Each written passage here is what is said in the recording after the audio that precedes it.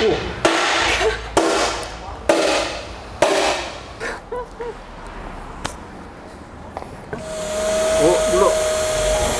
오.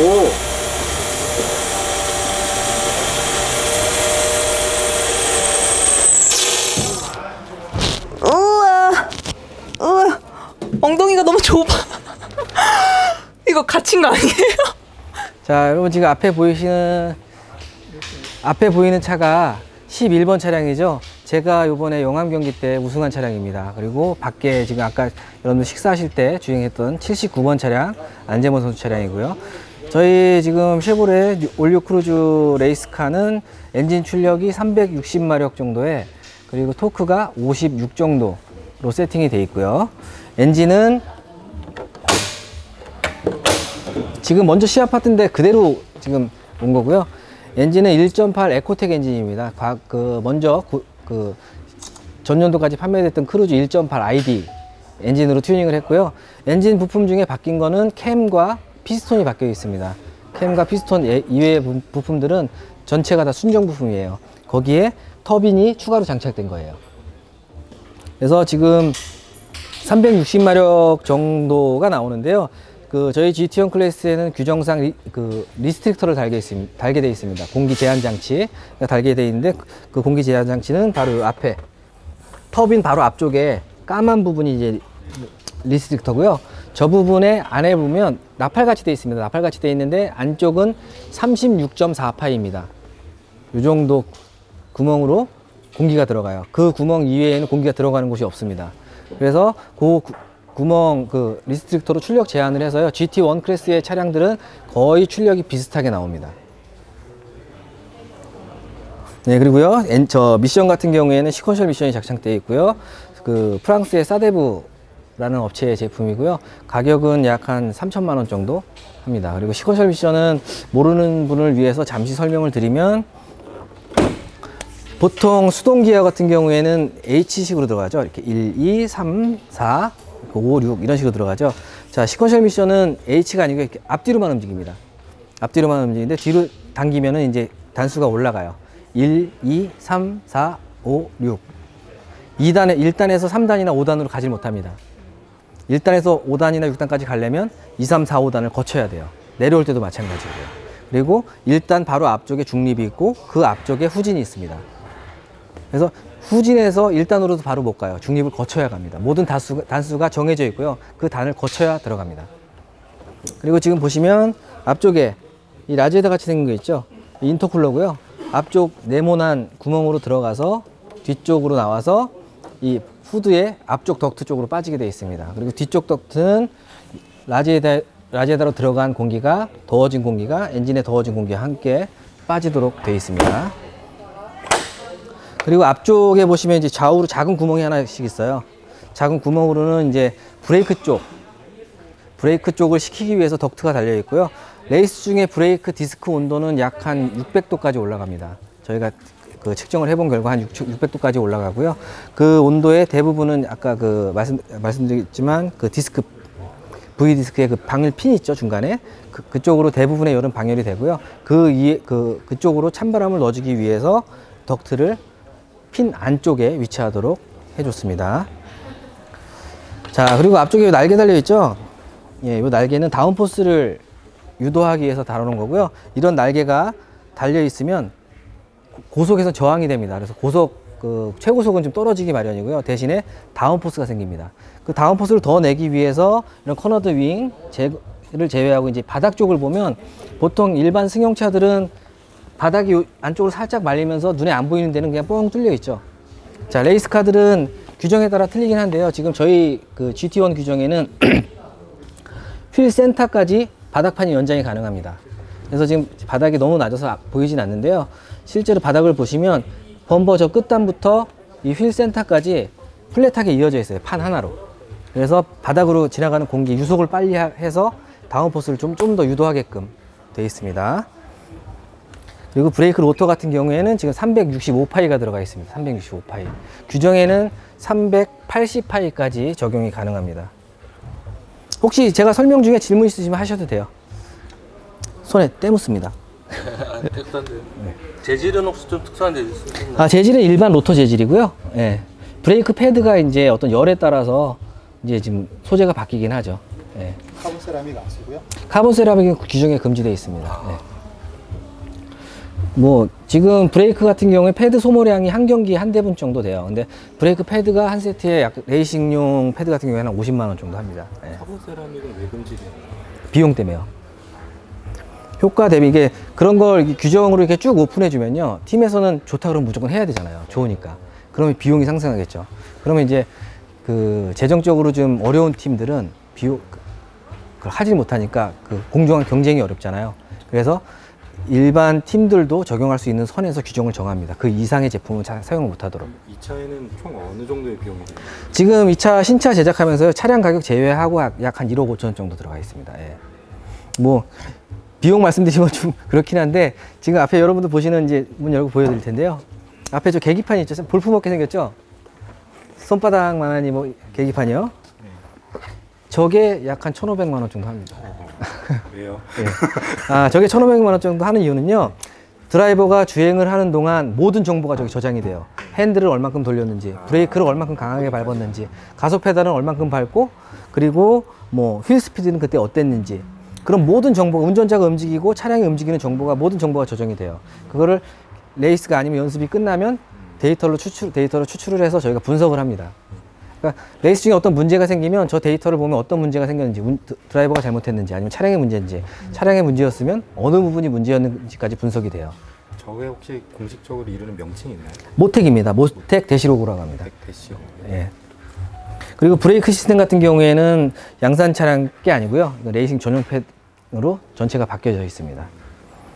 그리고 왼쪽에 보시는 파란 거 있죠?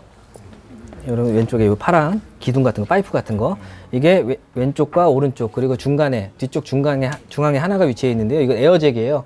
보통 뭐 경기장에 오시면 뭐 이렇게 호수 하나 쭉 꽂으면 차가 쭉 올라가잖아요. 고압 가스로 차를 밀어서 올리는 거예요. 그 뒤쪽에 이따가 그 에어잭 꽂는 곳은 안내해 드릴 거고요. 자, 핸들이 이렇게 뽑히잖아요. 운전자가 핸들에 스위치가 많죠. 그리고 저쪽에도 스위치가 있는데, 보통 저 패널에 있는 스위치들은 시동 과정에 필요한 스위치들이 저기 있고요. 핸들에 있는 스위치들은 주행 중에 조작하기 필요한 스위치들이 여기 다 있습니다. 그래서 주행 중에 드라이버가 그 이동량이 많지 않게, 그래서 여기다 다 집중을 시켜 놓고요. 핸들이 이렇게 빠지는 이유는, 자, 드라이버가 그 승하차가 편하게 하는 것도 있는데요. 레이스 중에 큰 사고가 나서 드라이버가 실신을 했을 경우에는 핸들이 바로 앞에 있으면 분할하는데 많은 어려움이 있어요. 그래서 보통의 레이스 카들은 보통 이렇게 핸들이 다 탈부착식으로 되어 있습니다. 자, 그리고 뒤쪽을 보시면, 아, 요것도 하나 설명드릴게요. 지금 호수가 두 개가 나와 있는데요. 요거는 이 차량 실내 온도가 한여름에는 가만히 있어도 한 50도 가량, 50도 이상 올라가요. 근데 저희가 레이스 중에 창문을 다 닫고 레이스를 하거든요. 근데 이 50도 이상 올라가는 이 실내에서 드라이버 레이싱복 보시면 아시겠지만 3피스로 되어 있고 다 긴 팔에 두껍습니다. 내피가 있고 중간에 솜이 들어가 있어요. 내화성 소재로 들어가 있고, 거기서 두건 쓰고 헬멧 쓰고 장갑 양쪽에 끼고 하다 보니까 그 더위가 엄청나거든요. 그래서 보통 대개의 경우에 그 여름에 레이스를 하게 되면 탈진하는 선수가 종종 있습니다. 종종 있는데, 그런 걸 방지하기 위해서 이제 쿨링 슈트라는 걸 입는데, 뒤에 이제 아이스박스가 여기 달려요. 지금은 없는데. 아이스박스에 얼음과 물이 같이 들어갑니다. 그래서 그 물이 몸을, 쿨링 슈트라는 게 있는데 그게 몸을 이렇게 돌아요. 티셔츠 같은데 호수가 쭉 있어가지고 그게 얼음물이 돕니다. 그래서 그 드라이버의 어떤 체력을 보완해주는, 네, 그런 게 되겠고요. 지금 이쪽에 스티커 보이시죠? 예, 요거는 이제 검차를 항상 합니다. 검차를 해서 이게 규정대로 만들어졌는지 안 만들어졌는지 해서 통과하면 저 스티커를 붙이고 매번 경기 때마다 확인을 해서 이제 이 차가 경기하는데 적합한지 안 한지를 확인하는 거고요. 저 스티커가 붙어 있는 파이프 부분은 저희가 롤 케이지라고 하는 거예요. 롤 케이지의 주된 목적은 드라이버를 보호하는 겁니다. 운전자. 항상 레이스카는 사고에 노출되어 있다 보니까, 큰 사고에 노출되어 있다 보니까 어떤 최대한 콕핏을 보호하기 위해서 저는 롤케이지라는 걸 장착을 하고요. 그 다음에 레이싱팀에서 더 중요하게 생각하는 거는 롤케이지를 보강함으로 해서 바디 강성이 올라갑니다. 그러면서 이제 세팅을 할 수 있는 범위가 좀 넓어지죠. 예, 그런 걸 유도하는 것도 있고요. 자, 뒤에 보시다시피 안전벨트는 4점식이 되어 있습니다. 그리고 여기 잠깐 눌러보셨는데요. 지금 보시면 뻥 뚫려 있죠. 무게를 위해서 내피는 제거한 거고요.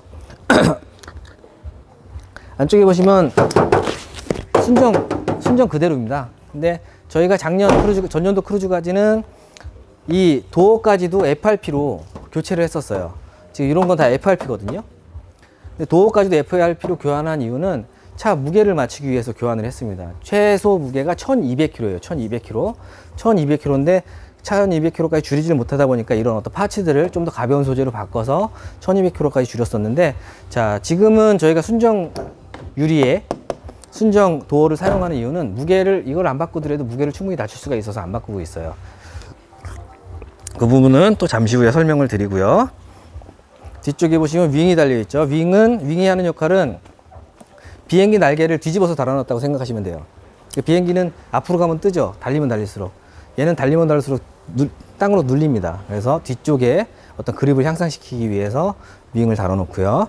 요 뒤쪽 견인고리는 경기 중에 항상 레이스카는 사고에 노출되어 있어요. 사고나 어떤 트러블에 노출되어 있어서 경기 중에 어떤 사고나 트러블이 생겨서 차가 경기를 방해될 정도로 코스상에서 차가 서 있을 때 신속하게 오피셜에 가서 분할을 해야 되는데, 견인고리가 또 보통 보면 요즘 탈부착식이잖아요. 그건 이제 빼서 차선에서 꽂을 수가 없잖아요. 그래서 규정에 견인고리는 항상 저렇게 유지가 되게 돼 있습니다.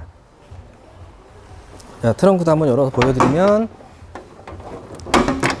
트렁크는 뭐 아무것도 없고요.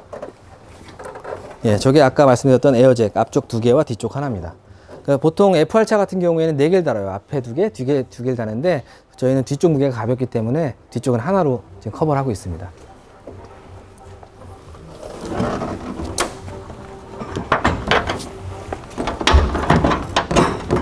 페이지를 여기 어차피 트렁크에 뭐 실을 거 아니니까 예. 트렁크 안에다 하면 강성이 더 좋아질 것 같은데, 여기는 뭐 박으면 교환하는 거 편리성 때문에 이렇게 이제 안 하시는 건가요? 아니면 규정 때문에? 필요한 부분만 해요, 팀에서는. 사실 뒤쪽이 사고 나서 망가지는 건 고치면 되잖아요. 예. 근데 사고 났을 때 안 망가지게 하는 건 아니거든요. 예. 그리고 리어 윙 같은 경우에는 상당히 견고하게 붙어 있어요. 지금 보시면 어지간하고 안 망가집니다. 그냥 폼으로 달아놓은 게 아니기 때문에, 이게 보통 뭐 100km 이상 달리기 시작하면 여기서 아래로 누르는 힘이 한 100km 정도가 생기거든요. 그래서 이게 리어 윙이 만약에 레이스 중에 잘못됐다 그러면 대부분 고속 코너에서 날아갑니다. 스핀해갖고 핑 하고 날아가거나. 네. 그리고 저 에어를 넣는 부분은 이 부분이에요. 그리고 여러분들 오른쪽에 있는 거는 연료 주입구고요. 연료 주입구는 저희가 그 팀에서 지금 따로 만들어서 제작을 한 거고요. 지금 에어잭 같은 경우에는 그 기성품입니다. 레이스용 나오는 거.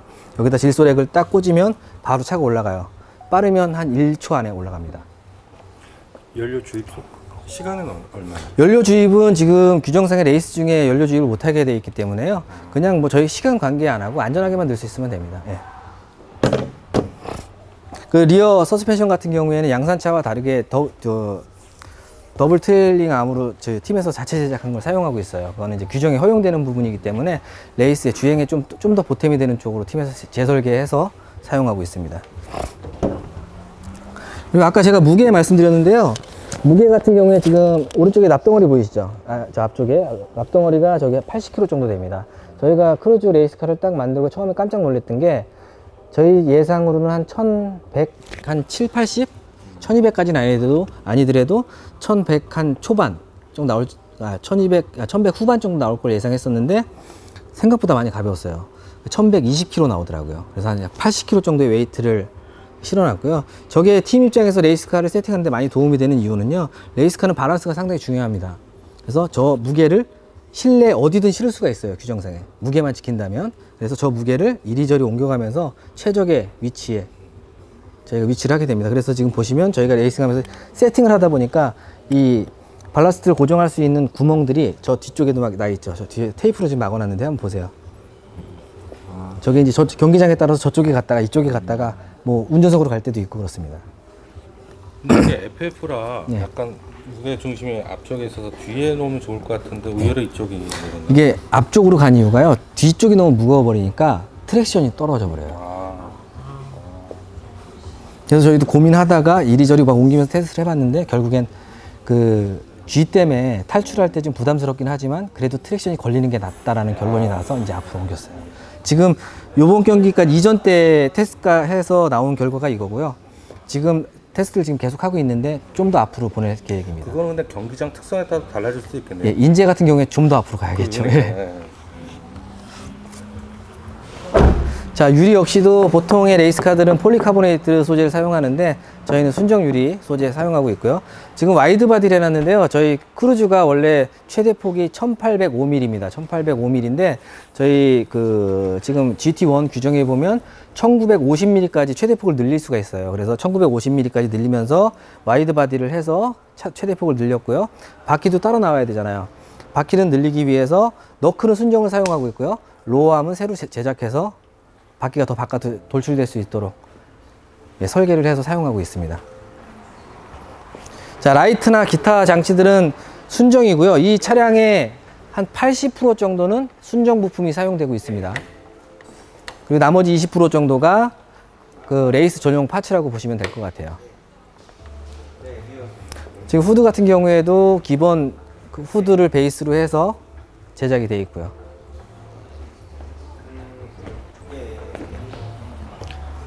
자, 레이스카 소개는 뭐 이 정도로 마무리하려고 하는데 혹시 궁금한 거 있으신가요? 타이어는 오피셜 타이어라고 지정이 되어 있어요. 그 타이어만 사용하게 되어 있습니다. 예. 한국 타이어에서 생산하는 제품만 사용하도록 되어 있습니다. 지난 크루즈보다 이번 크루즈가 지난번보다 네. 이번 경주차가 월등히 더 제일 나아진 거, 가장 두드러진 일단은 바디 강성 쪽이 많이 유리해졌고요. 아까 말씀드린 대로 강성은 높아지면서 웨이트가 바디 무게만 따져보면 70kg가 가벼워졌다고 해요. 전체 무게는 110kg가 가벼워졌지만 바디 무게만 한 70kg 정도가 가벼워졌는데 그 70kg가 가벼워지면서 팀에서 그 웨이트를 이동하면서 세팅할 여력이 많이 생긴 거죠. 그래서 어떤 레이스 쪽에서 상당히 유리한 쪽으로 반영이 됩니다. 예. 자, 그러면 이제 레이스카 소개는 이 정도로 마치고요. 저희 저쪽으로 이동해서 몇 가지 부품 제가 안내 소개해 드리도록 하겠습니다.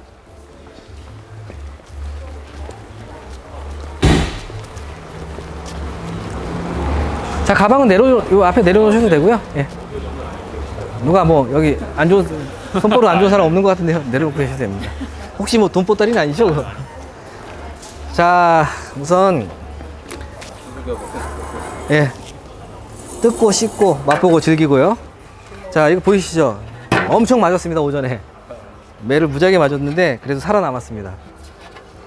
이게 여러분들 그 시트에 앉으시면 운전석 조수석 시트에 앉으시면 시트 밑에 엉덩이 부분에 들어가 있어요. 이제 와서 보시면 잠깐 보실래요?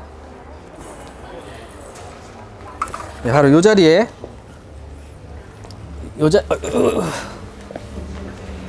요 자리에 이렇게 들어갑니다. 그 여러분들 그 사고 중에 측면 충돌이 드라이버한테 가장 큰 부상을 입히잖아요. 측면 충돌이 있을 때 운전자를 보호하는 게 가장 중요한데 여러분들 이게 시트 밑에 있는데요. 요 부품에 강성을 한번 직접 한번 좀 때려보시면서 때려보시고 뚫으시면서 한번 보시도록 할게요. 아, 제가 아까 저기서 용접 말씀 안 드렸죠. 제가 뭐 아시는 분들은 아시겠지만 몇 분들은 그 기사를 쓰신 분들 계신 걸로 알고 있는데 제가 레이스카를 저희 팀에서 레이스카를 만들면서 힘든 부분이 자, 첫째는 구멍이 잘 안 뚫립니다. 안 뚫리는 건 아니에요. 구멍이 잘 안 뚫려요. 그리고 두 번째는 용접이 잘 안 됩니다. 우선 드릴로 타공하는 것부터 말씀을 드리면 드릴 날이 견디질 못해서 구멍을 하나를 뚫면 그 다음 구멍을 뚫기 위해서 또 새 드릴을 투입해야 되는 그런 문제가 있었고요. 그리고 용접 같은 경우에는 뭐 기술적으로는 제가 모르겠으나 분명한 차이가 먼저 크루즈하고의 차이가 용접기를 대면 될수록 철판이 터져 나갑니다. 펑펑 하면서. 그래서 결국엔 팀에서 방법을 찾은 거는 그 용접할 부위를 샌딩을 해서 아연을 걷어내고 그 다음에 용접을 했어요. 그래서 팀에서는 어떤 효율 면에서 상당히 지금 작업 효율이 떨어지는 작업을 많이 했고요. 그런 부분이 일반 소비자분들한테는 아주 긍정적으로 반영되지 않을까 싶어요. 뭐 내 부식성이나 아니면 강성, 바디 강성이 좋다는 어떤 반증일 수 있으니까요. 그런 부분에서 상당히 좋은 부분이 아닐까 생각이 듭니다. 그러면 이 파츠를 이거는 뭐 이미 수명이 다하진 않았지만 여러분들의 손을 타서 이건 내려놓고 새로운 걸로. 이거 다른 거, 이게 뭐 스페셜한 파츠는 아니고요. 저희가 요번에 이런 행사를 위해서 좀 구매를 좀 했습니다. 자, 우선 보호장구를 하시고요. 한 번씩, 이게 뭐 별거 아닌 것 같지만 그래도 자동차 쪽의 전문지 기자분들이신데 한 번씩 직접 때려보고 하시는 것도 좋을 것 같거든요. 저기 아까 때리셨습니다. 한참. 아 그래요? 예. 이따 한 번 더 해보겠습니다. 일단 힘쓰실 분부터.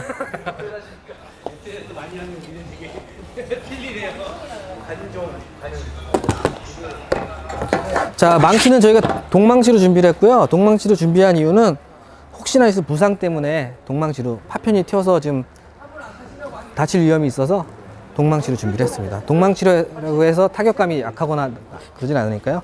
자, 한쪽 발로 밟으시고요. 때리고 싶은데 힘껏 몇 번 쳐보세요. 한 두세 번씩.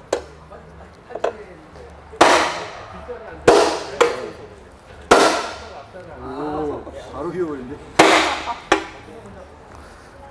자, 저 두세 번 쉬셨죠? 여기 좀 살짝 들어갔죠? 자, 이런 모서리 부분 만져보세요, 한번. 네, 티만 살짝 나죠? 자, 여러분 철판 두께 한번 보실게요. 한번 보세요. 1에서 한 1.5T 정도뿐이 안 됩니다. 상당히 얇은 판이에요. 두꺼운 판이 아니에요. 그럼에도 불구하고 지금 하셨는데 자, 이게 초고장력 강판이고요. 초고장력 강판의 특성이 이렇다는 걸 여러분들 보여드린 거고요. 또 한번 때려보실 분 때려보세요. 이게 사실 흔치 않은 기회입니다. 아, 장갑 여기 또 있습니다. 장갑 끼고 계세요. 좀 전에 이제 드릴로 구멍 뚫으셔야 되니까.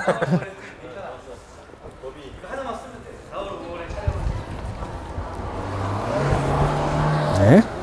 힘껏 쳐보세요. 잠시만요. 네.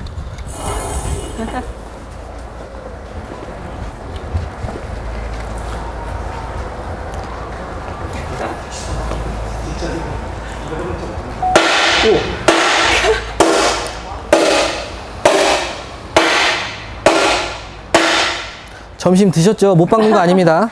네. 자, 한번 만져보시고요. 본인 타격하신데 한번 만져보시고. 이게 예. 까진 건지 조금 들어간 건지. 예. 아, 이게 안 찌그러지진 않아요. 그렇죠, 그렇죠. 안 찌그러질 수는 없고 찌그러지는데 얼만큼 버티는지 강성을 한번 보시는 거예요. 예. 자, 그럼 장갑 벗지 마시고요.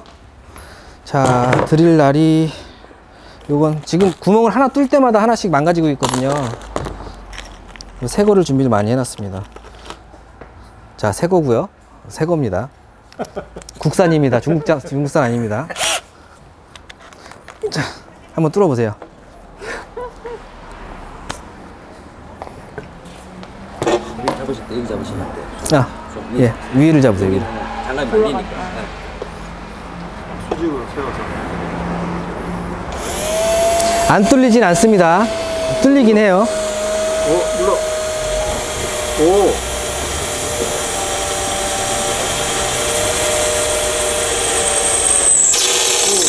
자, 지금 삐비비비 소리 나죠? 성공하셨습니다. 이분 아까 오전에 실패하셨는데 이제 요령을 좀 아셨네요. 자, 요대로 가지고 다음 구멍 한번 뚫어볼게요. 한 번 더 뚫어보세요.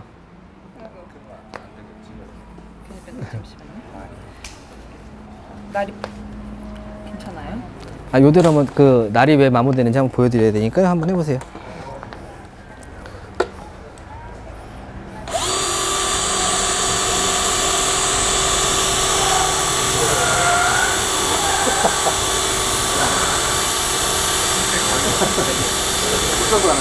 네, 이제 아까 전 구멍 뚫을 때, 요 전 구멍 뚫을 때 삐비비비비 했었잖아요. 그때 이미 날이 마모된 거예요. 안 되나요? 예, 예. 그래서 저희가 이런 어려움이 있었다는 걸 여러분들이 알아주셨으면 좋겠고요.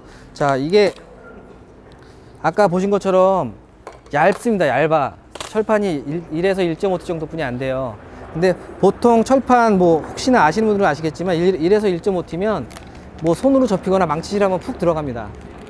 자, 아까 힘쓰실 분 한번 해보시고요. 못 드시면 안 돼요. 여성분도 뚫으셨는데.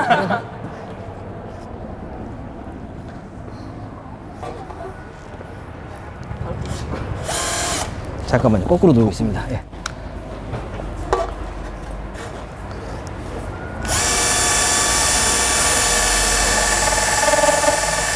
큰일 났네, 큰일 났네.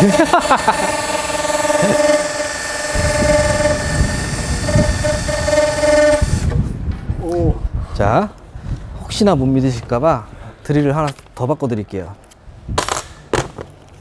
자, 드릴 날이 이런 식으로 소모되다 보니까 팀에서 드릴 비트 비용만 100만 원이 넘게 들어갔어요. 한 번 더 하십시오. 사고 친 거 아니야? 명예회복 하십시오. 파이팅.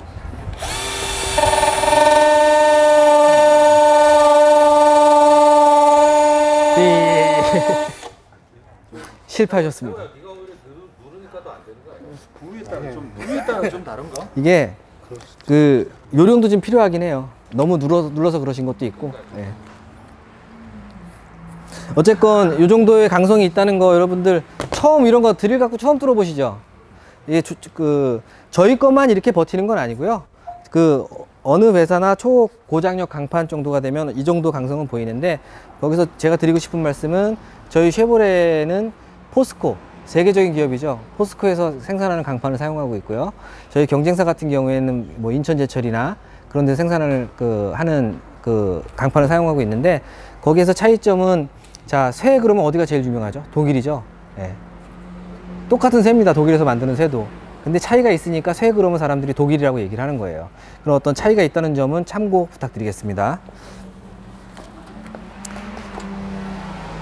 자, 그리고 또 아반떼하고 뭐 몇 가지 특장점 차이가 있지만, 아쉬움이 좀 남으세요? 아니, 아까 틀린 게 어떤 요거. 예, 예. 그리고 그 드릴로 다시 뚫은 게 여기인데, 여긴 실패한 거고요. 자, 요 부품이 뭔지 아시죠? 너클입니다, 너클. 너클은 여러분들이 타시는 승용차의 앞쪽에 앞바퀴와 쇼크, 그리고 로어암을 연결해 주는 부품이고요. 자, 보시면 어떤 게 강해 보이죠? 딱 보시기에도. 예, 더 이상 안 묻겠습니다. 이거요. 아, 그래요? 안녕히 가십시오. 아, 요거는 이제 저희가 아니고 아반떼에 들어가는 너클이고요. 이건 저희 크루즈에 장착된 너클인데, 자, 너클이 이렇게 이건 스틸이고 이건 알루미늄인데, 단순하게 비교를 하면 원자재 값만 따져봐도 약 한 3배 정도 차이가 나요. 그럼에도 불구하고 쉐보레에서 이걸 사용하는 이유는 몇 가지가 있다고 저는 개인적으로 생각을 하는데, 자, 알루미늄은 일단 방열성이 좋습니다. 그리고 충격 흡수나 기타 어떤 진동, 고주파죠. 고주파를 흡수하는데 많이 유리해요. 그리고 브레이크 디스크가 여기 들어가는데, 뭐 레이스카만큼의 열은 안 나겠지만 양산차 역시 디스크에서 열은 항상 발생을 합니다. 그 열은 대부분 중간에 디스크의 냉각 핀으로 방열이 되는데, 그 열은 역시 전달이 돼서 휠로도 전달이 되고, 로터를 타고 허브를 타고 베어링을 지나서 바로 이 너클까지도 전달이 되거든요. 그래서 그 디스크에 있는 열, 바퀴 쪽에 발생하는 열을 방열하는 건 상당히 중요해요. 내구성이나 여러 가지 측면에서 고속 브레이크 성능이나 여러 부분이 상당히 중요한데, 그런 부분에서 많이 도움이 되고요. 지금 보시면 이 위쪽이 이제 쇼바가 붙는 부분이고요. 아래쪽은 로어암이 붙습니다. 그리고 이쪽엔 타이로드라는 부품이 스티어링에서 나와서 붙어가지고 이렇게 좌우로 조향이 되는 거예요. 조향이 되는데, 주행 중에 이 부분이 부러지면 사소한 충격으로, 아니면 연석을 넘다가, 아니면 높은 둔턱을 만나서 이 부분이 만약에 부러진다면, 충격이 이 부분을 가장 많이 몰리거든요. 그러면 이 부분이 부러지면 바퀴가 드라이버와 의지하고 상관없이 막 돌겠죠. 그런 위험한 상황이 생길 수 있습니다. 보고 판단하십시오, 그냥. 들어볼까요? 네. 무게 측면이 상당히 가벼워요. 이건 무지하게 무거운 네. 오. 네, 그리고 지금 무게 말씀 잘하셨는데요. 이 스프링 아래쪽 무게가 예를 들어서 한 1kg가 가벼워지면, 그 스프링 위에 쪽 무게가 4kg 정도 가벼워지는 주행 효과가 있다 그러잖아요. 그게 어떤 연비하고는 상관이 없습니다. 사실 주행 퍼포먼스하고 상관이 있는 부분인데, 자, 스프링 아래쪽이 1kg가 가벼워진다면 어떤 주행 퍼포먼스 측면에서 상당히 많이 도움이 되니까요. 그런 측면도 있으니까 여러분 참고 부탁드리고요. 자, 그리고 이제 레이스 바디 뭐 이렇게 보시면 전체가 다 스틸로 되어 있고요. 고장력 및 초고장력, 그리고 강판으로 구성이 되어 있고요. 지금 그 중에서 프론트하고 리어 쪽 범퍼 레일은 알루미늄으로 되어 있습니다. 알루미늄. 현대 같은 경우에 주로 스틸 제품을 많이 사용을 하죠. 그리고 요거는 이제 저희가 여러분들이 주행한 데이터를 가지고 좀 분석을 했으면 좋겠는데, 그 V박스라고 혹시 아시나요? V박스?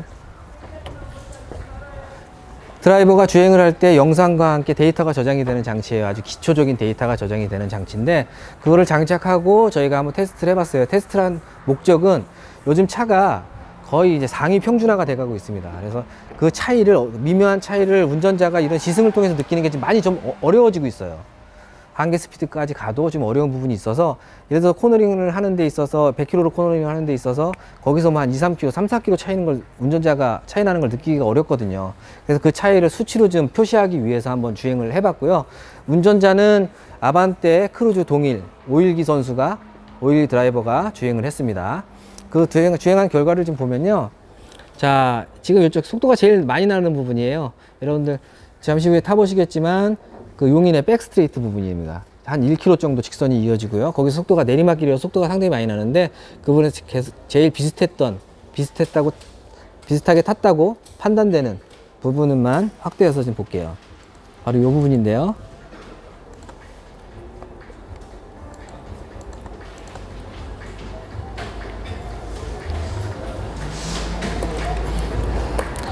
자, 이쪽 보시면 지금 빨간 선이 크루즈고요. 파란색 선이 아반떼입니다. 빨간색이 크루즈고 파란색 선이 아반떼인데, 지금 여기 위치가 보시면, 이따 주행을 해보시면 아실 텐데 지금 일단 설명을 드릴게요. 이 위치가, 예, 좀 더 앞으로 가서 보시면 바로 이 뒤쪽, 여러분 주차하신 공간 있죠? 그 뒤쪽 올라가는 길이에요. 거기서 우턴이 끝나고 난 다음에 직선이 이어지는데요. 여기서 우턴하고 나서 정지를 해볼게요. 우턴 끝났습니다. 자, 탈출할 때 스피드를 보면, 자, 여기 보세요. 살짝 차이가 나죠. 큰 차이는 아니지만 약 한 4km 정도 차이가 나는 것 같습니다. 4km 정도 차이가 나는데, 자, 그만큼 빠르고 안전하게, 아반떼가 불안하진 않지만 똑같은 안전하게 똑같은 그 안전성, 그러니까 최대 탈출 속도로 탈출을 했을 때 약 4km 정도 빠르게 탈출을 할 수 있다는 거예요. 그만큼 속도가 빠른 속도에서도 적응할 수 있게끔 서스펜션이 세팅이 되어 있고요. 자, 이게 직선 구간 나와서 이제 차이가 쭉 벌어지는데요. 그거는 이제 저희 GDI 터보다 보니까 출력 차이가 날 수밖에 없어요. 그러니까 이런 부분은 그냥 저희 차가 성능은 당연히 우위에 있다는 거 그냥 보시면 될 것 같고요. 중요한 부분은 여기서 이제 보시면 쭉 가고 있죠. 직선 끝에 이 지하 터널 같은 부분을 지나면 턴이 나옵니다. 요쯤에서 이제 브레이크를 하기 시작해요. 브레이크를 하기 시작해서 쭉 감속을 합니다. 보세요. 쭉 이제 감속을 하고 턴이 들어가요. 그러면 여기서 이제 코너링 스피드가 이제 나오는 거예요. 최대 코너링 스피드가 나오는데, 다음에 직선 구간까지 한번 달려볼게요. 직선이 나오는 구간까지. 자, 다음 코스 직선 구간 나왔습니다. 바로 이 부분까지를 좀 관심 있게 보셔야 되는데요.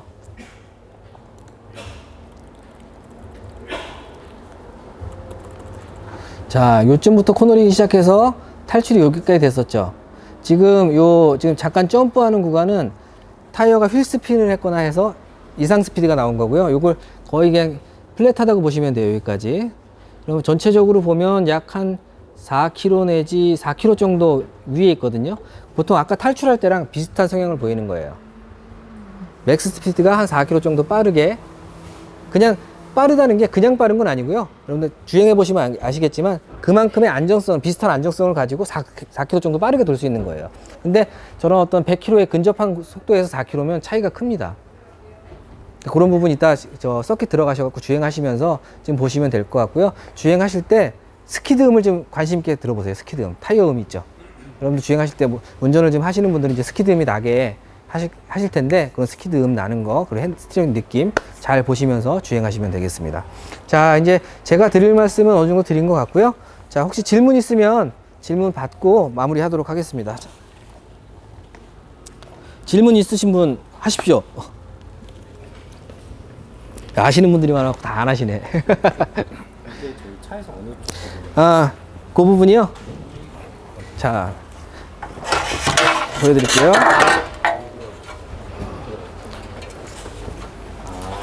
자, 이 부분에 이렇게 들어가는 거예요. 똑같이 생겼죠? 이 부분에 들어가는 제품입니다. 그 측면에서 충돌이 발생했을 때 콕핏을 최대한 보호해주는, 요거랑 지금 막 때려보고 뚫어보고 하셨잖아요. 빨간색 그 도색이 돼 있는 부분이 다 이거랑 똑같은 강판이 들어가 있는 거예요.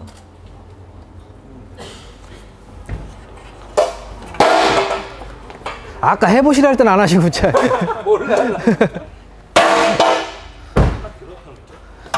들어가죠. 안 찌그러질 수는 없어요.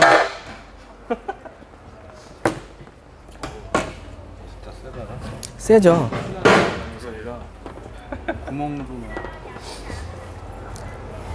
그래서 이게 점점 자동차가 진화하는 거 이상으로 이 철 소재도 진화를 하는 것 같아요. 네. 근데 이게 소재가 강해지면 강해질수록 가공이나 제작하는 데는 어려움이 많습니다. 그리고 부분 수리 같은 것도 좀 어렵겠어요. 예. 그래서 뭐 사실 이거는 제가 정확한 정보인지는 모르겠는데요. 아까 제가 용접 말씀드렸잖아요. 기존에는 뭐 공업사 같은 데 가보시면 아시겠지만 뭐 이렇게 갈아내고 그리고 뭐 용접할 땐 그 불대 같은 거 대고 산소 같은 거 대가지고 용접을 했잖아요. 이제 지금 GM 쪽에 서비스를 가시면 지금 그게 다 보급이 되는지 모르겠는데 GM 쪽에 양산같이 스폰 용접하는 게 이제 보급이 됐어요. 그거 용접이 안 되니까요, 이제. 그 소비자한테 고객분들한테 수리해서 전달할 만큼의 퀄리티가 안 나오는 거예요. 낼 수가 없는 거예요. 그렇다고 그거를 공업사에선 빨리 수리하고 내보내는 게 일인데 그거를 저희들 같이 샌딩하고 용접하고 할 수가 없잖아요. 어쨌든 제가 전달 드릴 말씀은 이제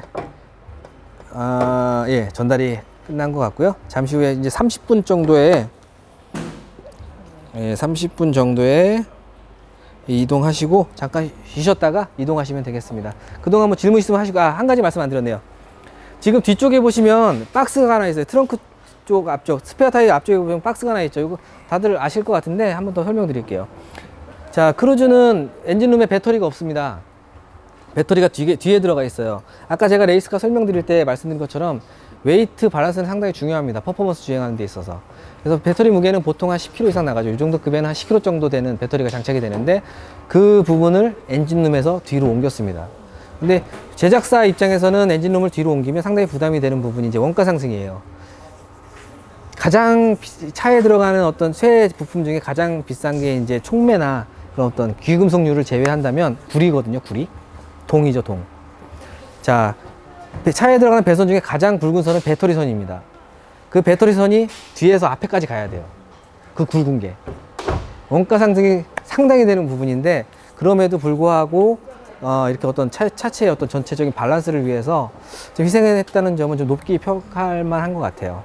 그리고 저 박스 안에는 배터리와 기타 그 BCM이라는 어떤 바디 컨트롤 장치들이 장착이 됩니다. 예. 자, 이 자리에 보통 배터리가 들어가는데, 예. 배터리에는 ECU하고 이제 퓨즈 박스가 위치하고요. 점프는 트렁크 열고 하는 게 아니고 이제 이쪽에서 하시면 됩니다. 단자가 따로 나와 있고요.